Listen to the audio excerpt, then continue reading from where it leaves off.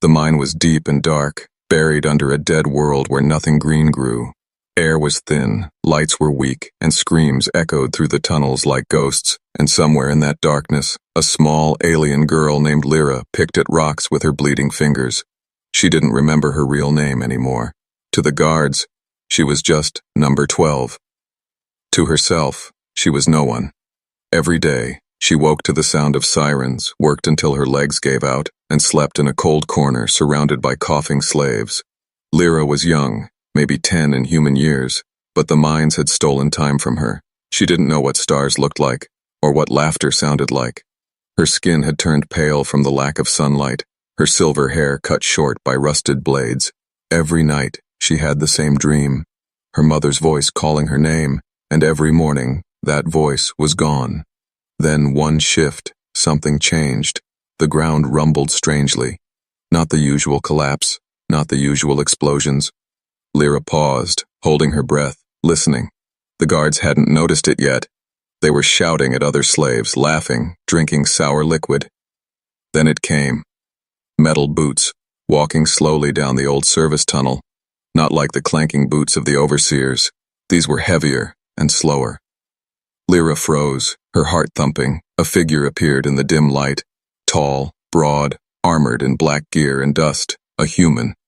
She had heard stories, whispered by older slaves, that humans were dangerous, that they fought wars and killed without mercy. She backed into the shadows, clutching her knees, hoping he would pass. But the human stopped. He looked down at her, not with anger, but with surprise. She flinched, expecting him to shout, to call the guards. But he knelt instead, pulling something from his pouch. A small silver pouch of water. "Here," he said softly, his voice warm. Lyra blinked, Ed confused. No one gave her water without beating first. No one ever asked. She reached out slowly, trembling, and touched the pouch. It was cool, real, and clean. She drank, and it tasted like life. "What's your name?" the human asked. She hesitated, unsure if it was a trick. "Lyra," she whispered. He nodded. "I'm Mark." He looked around the mine with horror in his eyes. "This isn't right," he muttered, almost to himself. Lyra watched him, confused. No one cared about right or wrong here, not in the mines, not under this cursed planet. Then he said something even stranger. "I can get you out." Her eyes widened. "Out?" she asked, her voice cracking. "There's a way up, through the tunnels I came from," he said. "It'll be dangerous, but I won't leave you here." Lyra didn't move, didn't speak. No one had ever offered her freedom. No one had even looked at her like she was alive. Behind them, voices echoed. Guards returning. Mark stood quickly, putting a finger to his lips. "Trust me," he whispered. And for some reason, she did. That night, for the first time in her broken memory, Lyra dared to hope. Hope that there was something beyond the chains, something beyond the rock and dust and pain. She didn't know where the human had come from, or why he had chosen her, but she knew one thing. She was going to follow him, even if it meant crawling through the fire itself. Lyra followed close behind him, her small feet barely making a sound on the dusty floor. The human, Mark, moved carefully, checking every corner before stepping forward. She had never seen anyone move like that, like a shadow with purpose. The guards stomped and shouted, but this man was quiet, like he belonged in the dark. He didn't yell, he didn't beat, he didn't laugh at her like the others. He only looked back once in a while to make sure she was still there, and every time he looked, he gave a small nod, like saying, "You're doing great." No one had ever said that to her before, not even with their eyes. They crawled through a narrow pipe filled with rust and wires. Lyra coughed softly, trying not to be loud. Mark reached back and gently covered her mouth with his gloved hand, not to hurt her, just to protect her. "There's a guard station up ahead," he whispered. "We'll go around it." She didn't know what "around" meant. She had never left the mine floor before, but she nodded anyway.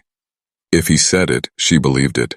They moved down a cracked metal stairwell, deeper into the old tunnels. Mark's light was small, barely bright enough to see, but it was the only light she had ever followed with hope. After what felt like hours, they stopped behind a rusted panel. Mark sat down, letting out a tired breath.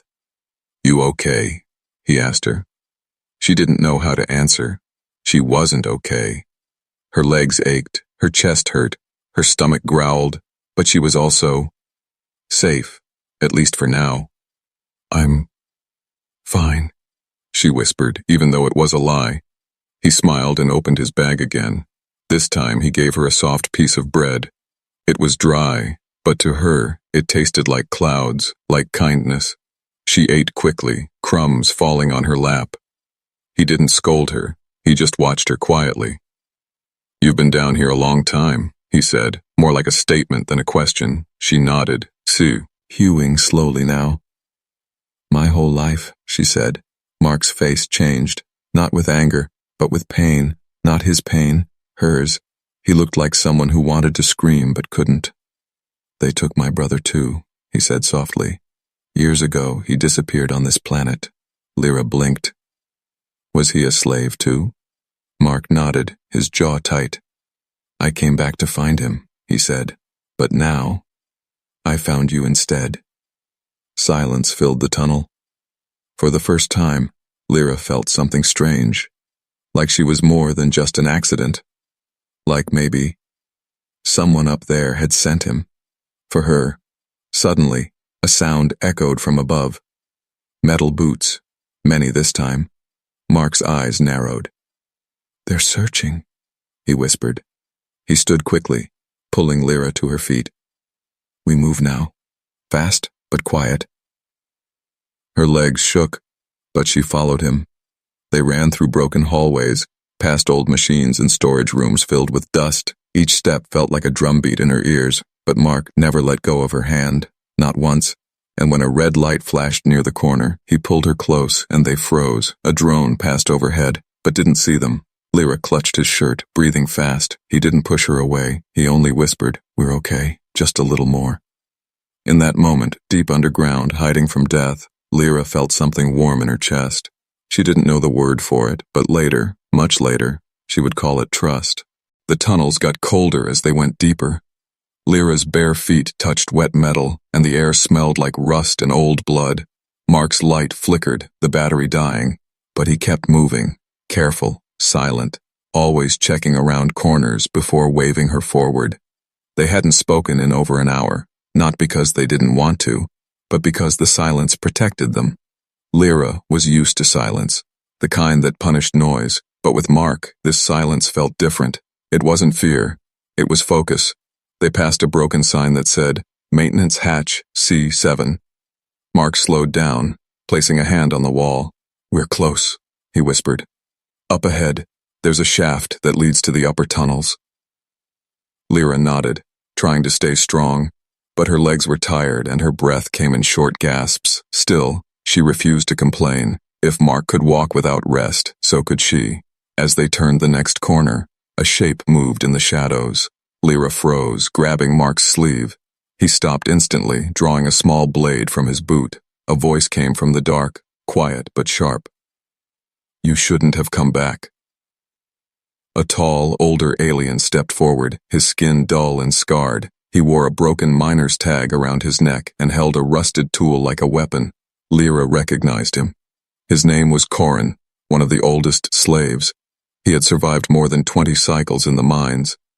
Corin, Lyra whispered. It's me. He looked at her with hard eyes. I see you, girl, he said. And I see the human. Mark stood between them, protective. We're not here to fight, he said. Corin's eyes narrowed. No, but you brought trouble, he growled. Drones have been scanning this level since you entered. Lyra stepped forward. He's helping me escape, she said. He's different. Corin shook his head slowly. No human is different, he replied. They all leave when it gets hard. Mark didn't arg. Instead, he asked, Do you know another way up? The patrols are moving faster now. Corin didn't answer right away. Then he sighed. There's a vent path, rarely used. It's tight, narrow, and dangerous. Mark nodded. We'll take it. Corin stepped aside, pointing with his tool. Through there, under the collapsed rail pipe. Then he looked at Lyra again. "You think this one will save you?" he said. "Maybe he will. Maybe he'll die trying." Lyra lowered her head. "I have to try," she said. "I can't stay here anymore." Corin said nothing more, just turned and disappeared into the shadows. They crawled under the rail pipe, dust falling in their hair. On the other side was a narrow gap, barely wide enough for Lyra to squeeze through. Mark pulled off part of his gear, handing her a small breathing mask. "Air gets thin up there," he said. "Use this." She took it carefully, her fingers brushing his. It was warm, like someone caring. As she climbed, her knees scraped against metal, but she didn't stop. She thought of the stars he told her about, of the word freedom, which still felt like a dream. Halfway up, she heard a loud crack below. "Mark," she cried. "I'm okay," he shouted. "Keep going, don't stop."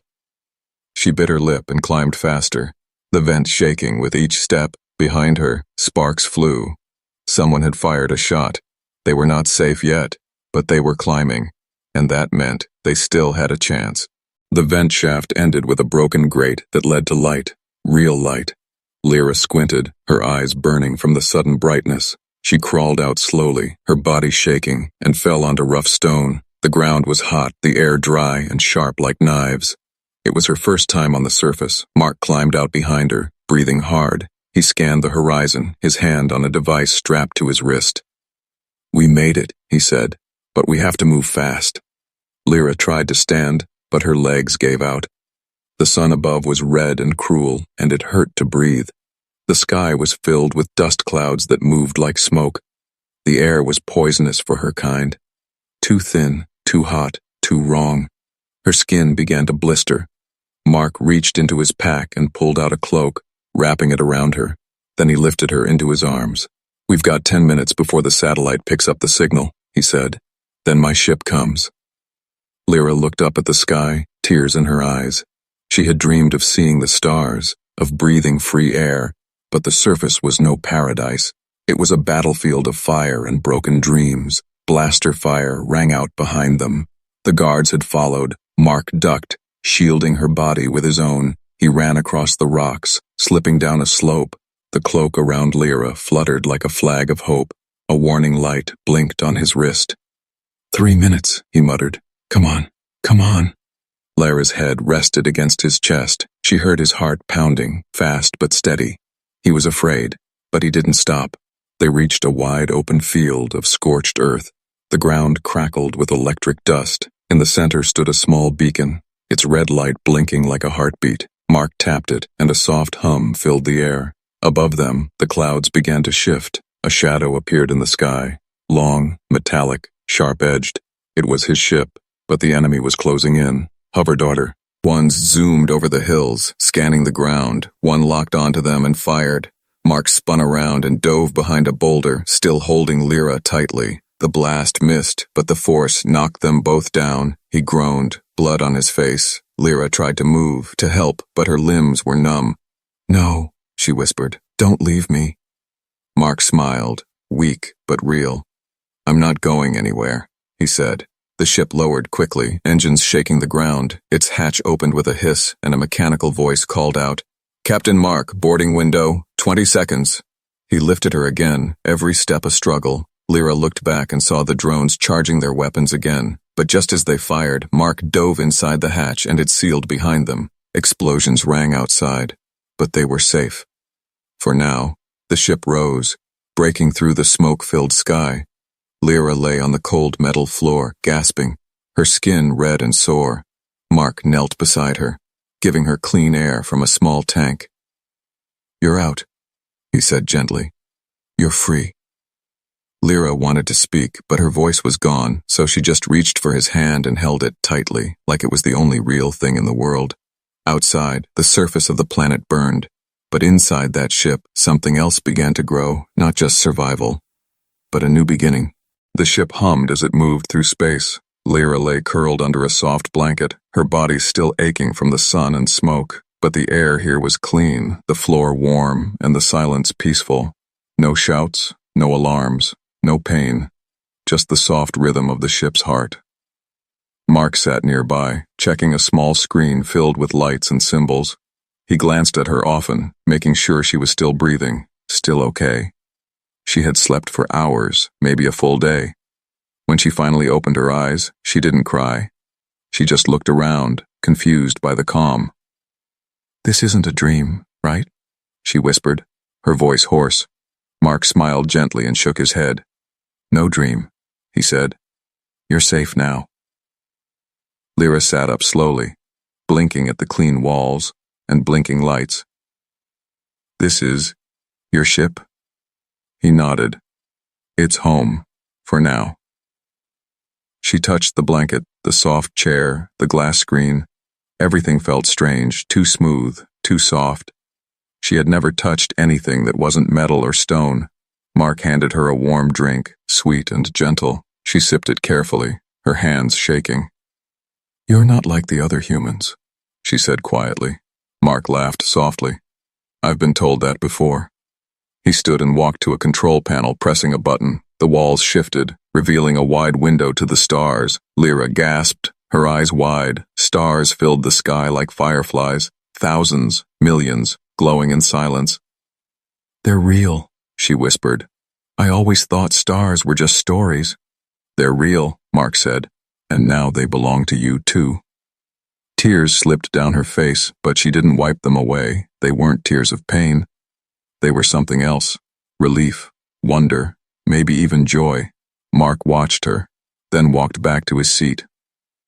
"I'm taking you to a medical station," he said. "They'll help you heal. Properly." Lyra looked at her hands, still scarred and sore. "Will they remove too?" "He number?" she asked. Mark tilted his head. "What number?" She pulled down her sleeve and showed him the small brand burned into her arm. "Number 12, she said, her voice flat. "That's what they called me." Mark's face darkened. He walked to a drawer and returned with a small device. He placed it gently over the brand, and after a few seconds, it vanished. Erased. "No one calls you that again," he said firmly. "You're Lyra." She touched her skin, now smooth and clear. "I'm Lyra," she repeated slowly, as if hearing it for the first time. Mark nodded, then stood again. "Get some more rest. We'll reach the station soon." Lyra didn't lie down. She stayed near the window, staring at the stars. For the first time, she wasn't thinking about the mines. She was thinking about what came next. No one had ever asked her what she wanted, but now she wondered. Could she learn, speak, grow, maybe even fly a ship one day? She glanced at Mark, who was humming softly while setting a course. He had saved her without asking for anything in return. Why? She still didn't know, but she was starting to believe in something she never understood before. Kindness. And even though she didn't say it out loud, she knew this journey wasn't just about escaping the past. It was about building a future, one where she wasn't a number, one where she wasn't broken, one where she was simply Lyra. The medical station floated quietly above a blue gas giant. From the outside, it looked like a spinning ring of glass and steel. Inside, everything was clean, white, and calm. But beneath that calm surface, danger was already moving. Lyra sat on a soft bed, watching a nurse gently wrap her arm. The burns were healing, the scars fading. Her body was recovering faster than expected. But the pain in her heart was still there, silent, buried, waiting. Mark leaned against the wall, arms crossed, eyes on every person who walked by. He didn't trust this place, not fully. Too many eyes, too many cameras, too much attention. A soft beep came from his wrist screen. He checked it, and his face went hard. "What is it?" Lyra asked, noticing the change in his expression. He didn't answer at first. Then he sighed and sat beside her. "They've put a bounty on you," he said. Lyra blinked, confused. "A bounty?" Mark nodded slowly. "The mining syndicate doesn't want anyone to know what they did," he said. "They're afraid you'll talk, afraid you'll show people the truth." Lyra swallowed hard. "I don't even know how to speak to people," she whispered. Mark smiled, trying to calm her. "You don't need to speak with words," he said. "Your scars already tell the story." She looked down at her hands, shaking. "I thought I was safe now." "You are," he said. but now we have to be careful. Outside the station, a sleek ship docked quietly. Inside it were 3 bounty hunters, armed and silent. Their orders were simple. Capture the girl, dead or alive. They moved through the halls without drawing attention. Lyra and Mark didn't know how close the danger was, but Mark's instincts never slept. He tapped his wrist screen again and saw an alert. Unknown vessel docking without clearance. His eyes narrowed. "We're leaving," he said, standing quickly. Lyra stood too, confused but obedient. "Now?" "Now," he said. "Grab the bag and stay close to me." They moved through the back corridors of the station, avoiding the main halls. Lyra could hear footsteps behind them, soft, but too steady. "They're coming," she whispered. Mark nodded, hand on his hidden weapon. They turned a corner and found a locked door. Mark pulled out a small tool, slicing through the lock. The door opened into a supply bay, filled with crates and shadows. He led her through the maze of containers, listening for every sound. Suddenly, a voice echoed behind them. "Stop, right there." Mark turned, pulling Lyra behind him. 3 figures stepped out, armored, masked, weapons raised. "Hand over the girl," one of them said. "She belongs to the syndicate." Lyra shook, her heart pounding. Mark's eyes burned with quiet fire. "She belongs to no one," he said. Without warning, a flash of light erupted. Mark fired first. 1 bounty hunter fell. The others scattered. Lyra ducked behind a crate, hands over her ears. Mark moved fast, taking cover, returning fire. The room filled with smoke and sparks. In the chaos, Lyra crawled to the far side of the room. There, she saw a control panel and a red button marked emergency hatch. She looked back, saw Mark struggling to reload. Without thinking, she smashed the button. An alarm screamed, and a side wall opened to reveal a narrow escape tunnel. "Mark," she shouted, "this way!" He ran to her, grabbed her hand, and they jumped into the tunnel just as the doors slammed shut behind them. They slid down a steep tube, landing hard in a hidden hangar bay. Mark's small ship was already there, engines warm. They boarded fast, and the ship roared to life. As it flew out into space, Lyra collapsed into the co-pilot's seat, breathing hard. "They won't stop, will they?" she asked. Mark shook his head. "No," he said. "But neither will we." And somewhere, inside her, for the first time, she felt not just fear, but fire. The stars outside moved like streaks of light as the ship jumped into hyperspace, but inside the silence was heavy. Lyra sat near the control panel, her hands still shaking. Mark was fixing a damaged circuit, but his eyes kept drifting to her. "You did good back there," he said softly. Lyra didn't look up. "I was scared," she whispered. "So was I," he replied. "But you acted." She turned her head slowly. "I've never done something like that." Mark smiled. "First time for everything." They flew in silence for a while. Then Mark stood, walked to a small storage locker, and pulled out a strange device. It looked like a long rod with glowing lines and buttons. "What's that?" she asked. "Training stick," he said, tossing it to her gently. She caught it clumsily. "You want me to fight?" "I want you to know how to fight," he said. "So next time, you're not just surviving. You're standing your ground." Lyra stared at the device, unsure. "But I'm not strong," she said. "Strength isn't in muscles," Mark said, sitting across from her. "It's in decisions." He taught her how to hold it, how to swing, how to balance her weight. At first, she stumbled, dropped it, even hit herself once, but he didn't laugh. He just showed her again and again. By the end of the session, she was sweating, panting, but her eyes were different. Focused, steady, alive. Later that night, alarms echoed again. A ship had locked onto them. A syndicate hunter, too fast to outrun, too close to ignore. Mark rushed to the cockpit. "We're going to be boarded," he said, loading his blaster. Lyra stood too, her heart pounding. "I can help," she said. "You sure?" She nodded, gripping the training stick tightly. "This time, I won't hide."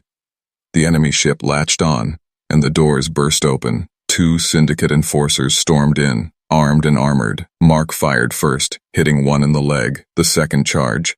Ed at Lyra, thinking she was weak. But she wasn't. Not anymore. She ducked the first strike, spun around, and hit him hard in the side. The energy stick crackled with light, throwing him off balance. He roared and came again, but this time she was ready. She moved with speed and purpose, every lesson Mark gave her flashing in her mind. When the enforcer swung, she slid under him and struck behind the knee. He fell to the floor, groaning in pain. Mark finished the other one and turned to see her standing over the enemy, breathing hard but still on her feet. "Lyra," he said, almost in disbelief. She looked at him, eyes glowing with something new. Not fear, not pain. Power. "I did it," she whispered. "Yes," Mark said, walking over. "You really did." They tied the attackers, locked the doors, and launched the enemy ship into deep space. Lyra sat down slowly, her body aching, but her heart full.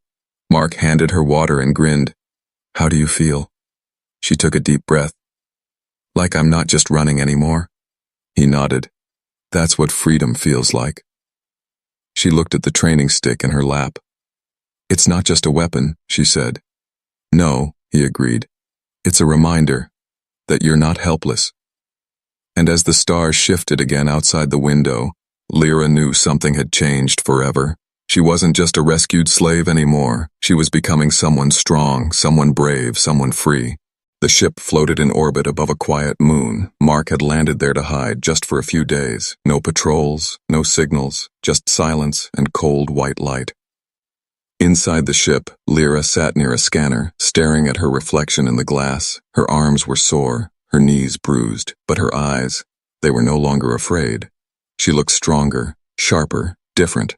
Mark was fixing the engine wiring, but his eyes kept drifting back to her. Something was happening, and he felt it too. She was changing, and not just because of training. That night, while Mark slept, Lyra had a dream. She was back in the mines, but this time, everything was glowing. Not with fire, but with light.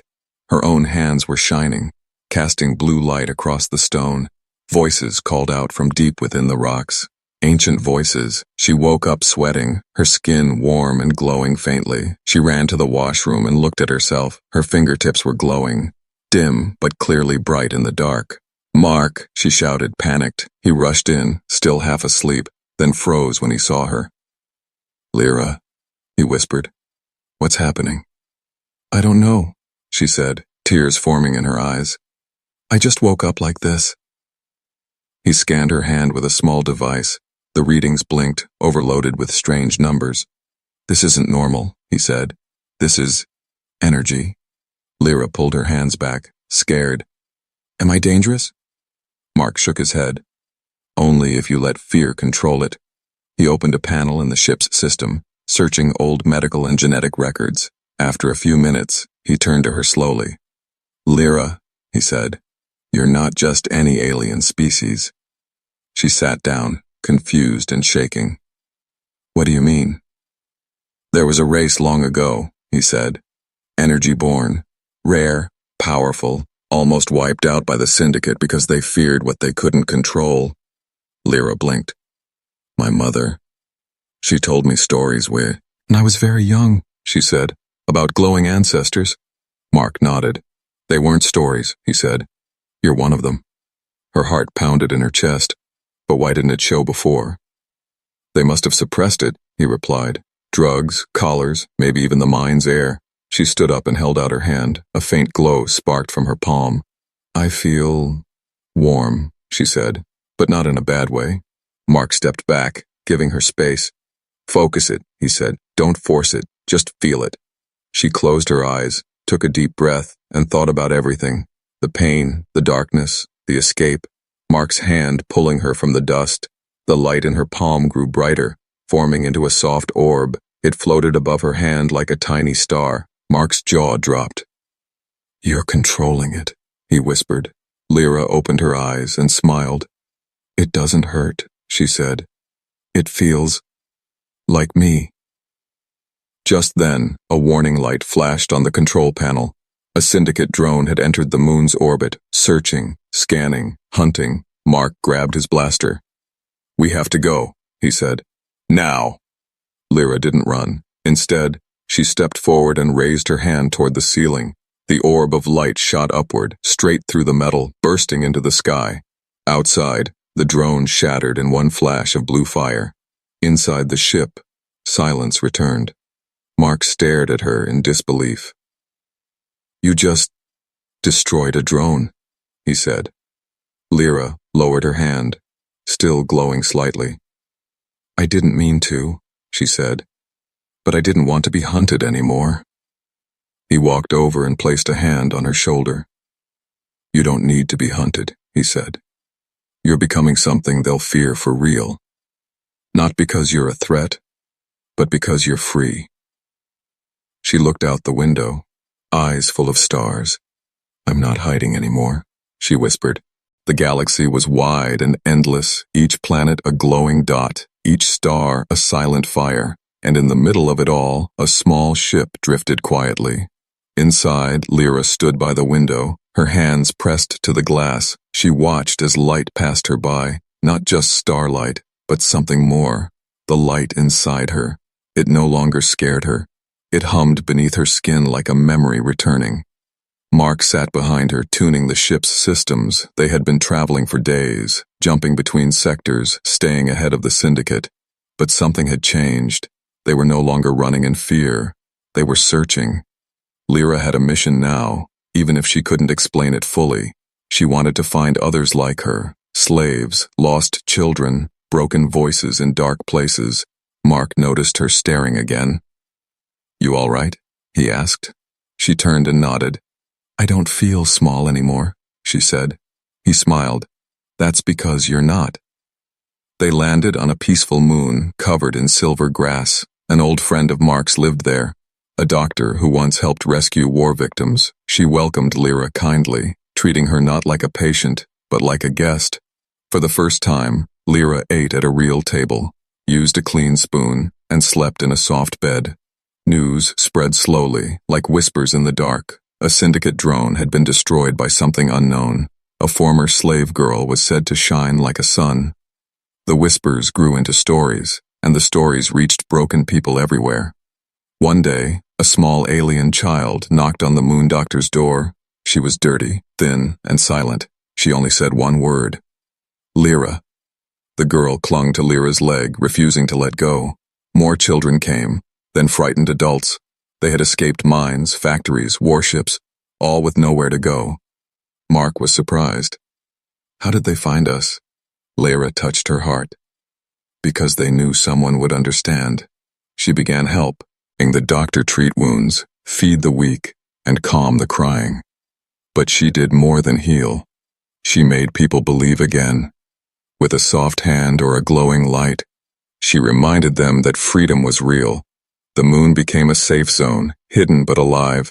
Mark upgraded security, built shelters, and taught others how to defend themselves. Lyra trained every morning with her energy stick. Children watched her with wide eyes, copying her moves with sticks and smiles.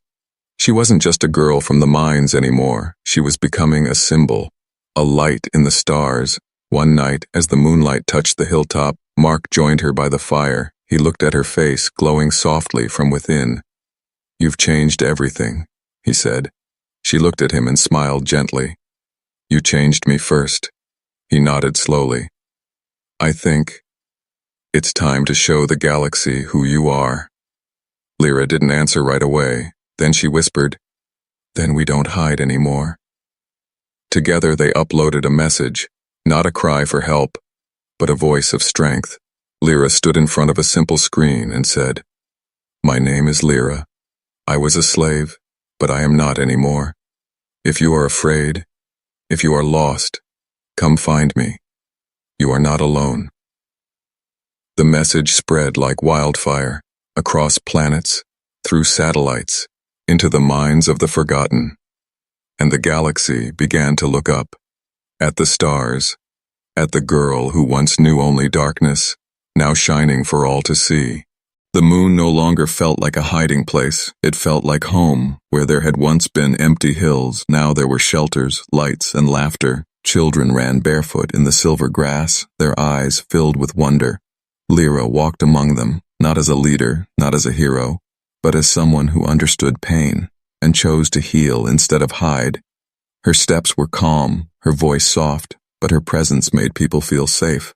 Mark stood by the outer wall, watching a group of teenagers train with wooden sticks.